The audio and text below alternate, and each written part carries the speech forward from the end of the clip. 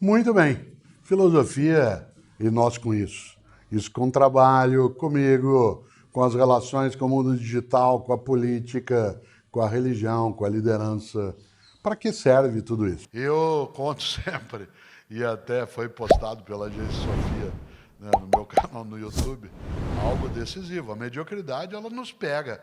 E essas semanas agora postaram uma reflexão minha sobre a necessidade de lavar louça. Muita gente foi assistir o vídeo imaginando que era uma instrução, né, de como lavar louça melhor, etc. Embora eu seja alguém que lave louça, né, isso não significa que eu seja capaz de fazer, né, um post com orientações como lavar louça, né? É claro que existem dicas a fazê-lo. Mas quando eu lavo louça, e acho que você também, e eu o faço diariamente, porque Cláudio e eu temos uma combinação. Eu sempre de manhã, quando acordo, lavo a louça, né, que ficou do jantar e faço parte daquilo que é o café da manhã e fica para ela o que é a louça do almoço, que é sempre a mais complicada, porque depois que você almoça, você quer sentar um pouco, né, repousar, cochilar, e aí fica um pouco mais, né, com um encargo maior. Mas uma das coisas que você já fez na vida, e eu faço também, é que quando você vai lavar a louça, dá uma raiva danada de você ter que fazer aquilo. E aí você olha aquilo, olha para lá, tem dia que você fala assim, vou deixar, depois eu lavo. Deixa hoje, junto com a louça de ontem. De repente, você está com uma pilha imensa espalhada e os teus armários estão meio vazios dentro. Você sabe que isso vai te capturando pouco a pouco, porque a gente se habitua com o nojento. A gente se acostuma com o nojento. Assim como ninguém estranha seus próprios aromas, a gente se habitua. Você e eu sabemos disso. Quer ver um exemplo concreto? Quando me mudei para São Paulo, em dezembro de 1967, pouca gente aqui talvez tenha ideia disso, essa cidade tem muitos rios sob ela. Aliás, nós estamos em cima de um, que é o rio que vem do Pacaembu e vai até o Tietê. Há muitos rios, um debaixo da Avenida 23 de Maio, outro sob a Avenida do Sumaré, e os rios que são visíveis, como é o caso especialmente do Tietê, né, e do Pinheiros. Quando eu me mudei para São Paulo, esses dois rios eram navegáveis. Aliás, a gente pescava nesse rio e nadava. Não por acaso, na beira desses rios, se formaram vários clubes de regatas. O Corinthians nasceu como um time de remo, razão pela qual o símbolo do time é um timão. Timão de barco, depois coincidiu com o apelido que o time se deu. E a gente nadava, clube de regata, etc. Eu ia com meu pai pescar e nadar no rio Tietê. Pois bem, nós assassinamos esses dois rios. Eles estão mortos. Eles fedem. Podres. Tanto que, vez ou outra, a gente vê a imagem de uma capivara correndo na beira do rio, ou de uma garça, você diz, olha lá, como se a garça fosse surreal. Como se a capivara fosse surreal. E às vezes é a persistência de uma memória que a gente se habitua. Interessante, porque nós assassinamos esses dois rios. Não é impossível que eles deixem de ser assim como em outros lugares do mundo. Hoje o Tamisa, em Londres, não só é navegável, como se pode nadar nele na Uera. Isso num país que fez a Revolução Industrial no Ocidente e poluiu tudo. Claro. O pior é que a gente se habitua. Pior do que se habituar com o podre do rio é que a gente acostuma. Pior ainda, tem saudade. Você está viajando no interior de São Paulo, vindo lá do final da Castelo Branco, de Santa Cruz do Rio Pardo, de onde é uma boa parte da minha família, e é lá que termina a estrada, a rodovia Castelo Branco. Olha que interessante. Quando você vai entrando na Marginal Pinheiros, aquele fedor, a hora que você chega em São Paulo, diz, ai, graças a Deus, já estou em casa. Você está vindo pela Fernão Dias, pela Dutra, pela Ayrton Senna, você entra no Tietê, aquela coisa podre, Diz, ai, que bom, já estou chegando. A gente pousa no Rio de Janeiro, no aeroporto Antônio Carlos Jobim, o Galeão. Abre a porta da aeronave, quando ela não está com um finger, vem aquele fedor do mangue em volta.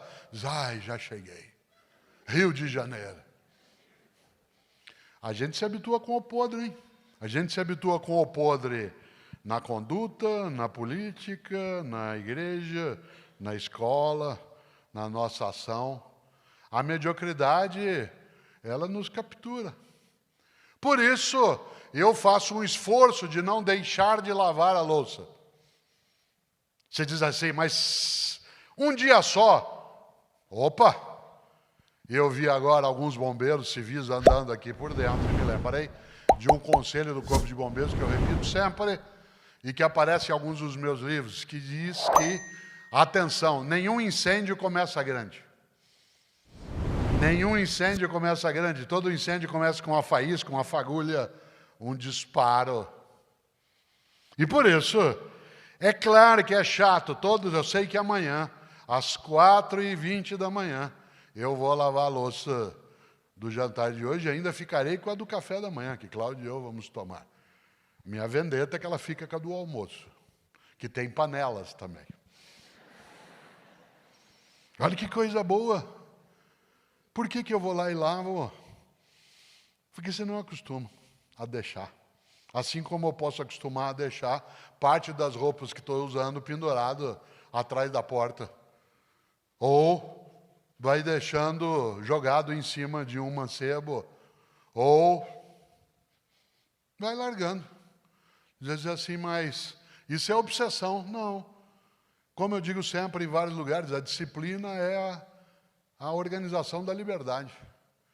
A disciplina é a organização da liberdade. Quanto mais disciplinada ou disciplinado você ou fomos, mais livres nós vamos ser, porque nós vamos ter mais tempo para as coisas que de fato têm sentido. Nesta hora, claro que eu vou lavar a louça. E eu não quero. Mas eu faço, porque aliás eu faço várias coisas que eu não quero.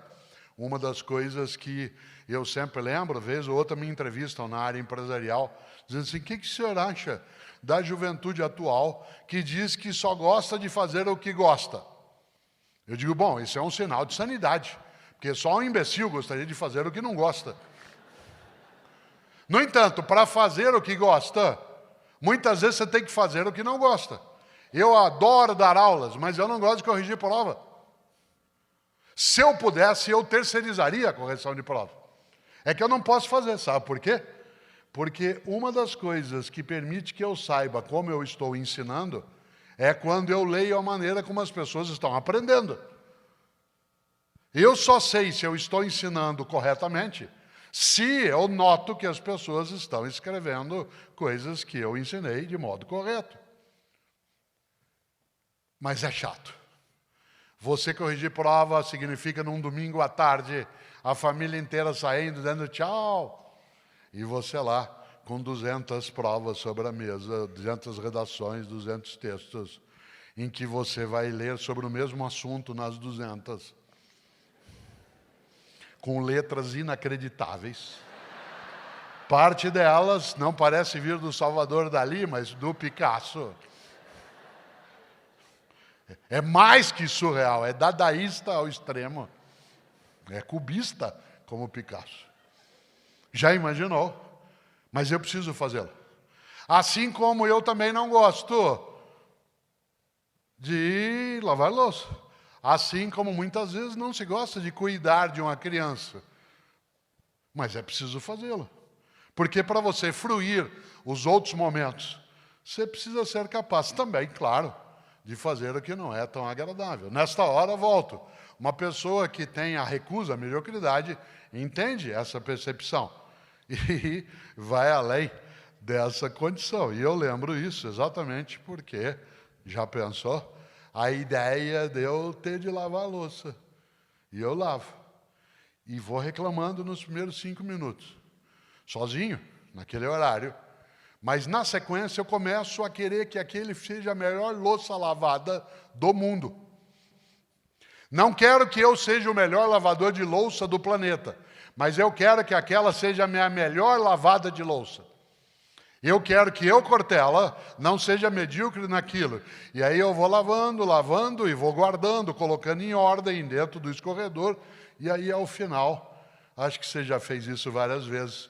É uma coisa quase torturante não fazer. Você, quando termina tudo, pega um pano com água, passa em todo lugar, aí pega o paninho, enxuga e põe de lado. Ainda limpa a torneira um pouco. E para olhar a obra feita. E sorri sozinha, ou sozinho, da obra bem feita.